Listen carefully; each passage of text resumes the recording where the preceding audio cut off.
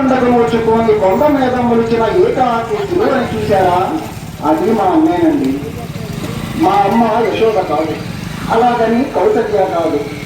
ఆకలి గుక్క పెట్టి ఏడుస్తున్న నన్ను ఎత్తుకొని చందమామలు చూపిస్తూ వెండి గున్నెల గోరుముద్దలు తినిపించలేదు మా అమ్మ. న్యూజిడీల కోసం మారాన్ చేస్తే తన్ని కసురుకుందే కానీ కొసరి బేబీ బిస్కెట్లు తినిపించలేదు మా అమ్మ. ఆమె కళ్ళలో ఎన్నడైనా ఒక్క దీపమైనా వెలిగిన జాడ లేదే.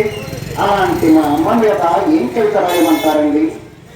అందరూ వాళ్ళ అమ్మల మీద కావ్యాలు వెళ్తున్నారంటే వాళ్ళ తల్లులు రాజమాతలు, కడుపులో చల్లకదరని క్షీరమాతలు. మా అమ్మదేముందండి, అసే ఉసే అనే తప్ప ఒక పేరు లేనిది, లంజముండా అనే తప్ప గౌరవవాచకానికి నోచుకోలేదు.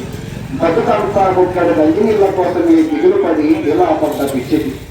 అలాంటి మా అమ్మ మీద కవిత్వం అంటే అక్షరాలు అంగీకరిస్తాయంటారా, లక్షణాలు ఒరుగుతాయంటారా? అందరి తల్లులు ఆటమరిచి సుగనిద్రలు పోతున్నప్పుడు నా పోలి తల్లి పంట కుక్కల మధ్య పరాభవమైపోయింది. ఉన్న తల్లులంతా ఉత్తమ మాత్ర పురస్కారాలు అందుకున్నప్పుడు నా వాడతల్లి గుక్కెడ నీళ్లు తాగినందుకు జరిమానాలు పడుతూ ఉంది. అందరి తల్లులు అపర నాయకురాళ్ళ ఏరికలు చేస్తున్నప్పుడు నా అలగా తల్లి ప్రభుత్వాఫీసుల ముందు ధర్నాలు చేస్తూ ఉంది. ఎవరికైనా అమ్మ అంటే పాలు పడుతూనో జోల పాడుతూనో గుర్తొస్తే నాకు మా అమ్మ కలుపు తీస్తూనో తట్టలు మోస్తూనో గుర్తుకొస్తుందండి. కోడి కూసింది మొదలు రాత్రికి నాన్న తట్టిందాకా అసలు ఒక ఆడదాన్న సంగతే గుర్తుకురాని నా మొదటి తల్లి మీద ఏం రాయమంటారండి? నాకు మా అమ్మ ఎప్పుడు జోలపాలు లేదండి, దాని గొంతెప్పుడు ఆకలితో కూరుకుపోయింది.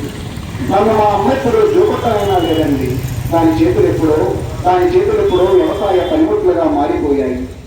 పిల్లలందరూ తమ తల్లుల చిటికిన వేళ్ళు పుచ్చుకొని వనభోజనాలకు వెళ్తుంటే నేను మా అమ్మ డెబ్బలో పెట్టి మురుక్కుని పడుతున్నాను సార్. బిడ్డలంతా తమ తల్లులని ప్రత్యక్ష దైవాలుగా గుర్తిస్తుంటే నేను ఫీజు కట్టలేని నా తల్లిని కసితీరా తిట్టి వస్తున్నాను సార్.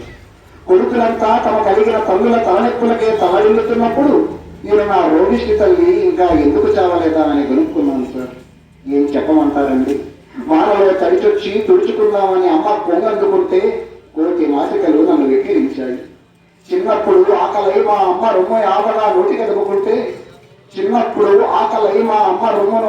నోటికందుకుంటే నాకు దాని పక్క చెంపులు గుచ్చుకున్నాయండి. ఏదేమైనా సార్, సాటి మనుషుల్ని పశువులుగా చూసే పశువుల్ని కని పశుమాతలుగా దూషించబడుతున్న లక్షలాది తల్లుల మధ్య మనిషి కాక మరేమీ కాని నా తల్లి గురించి చెప్పాలంటే ఈ భాష, ఈ కవిత్వం ఎప్పటికీ సరిపోవు sir. Thank you. Madhura Lagesh Babu sir, thank you.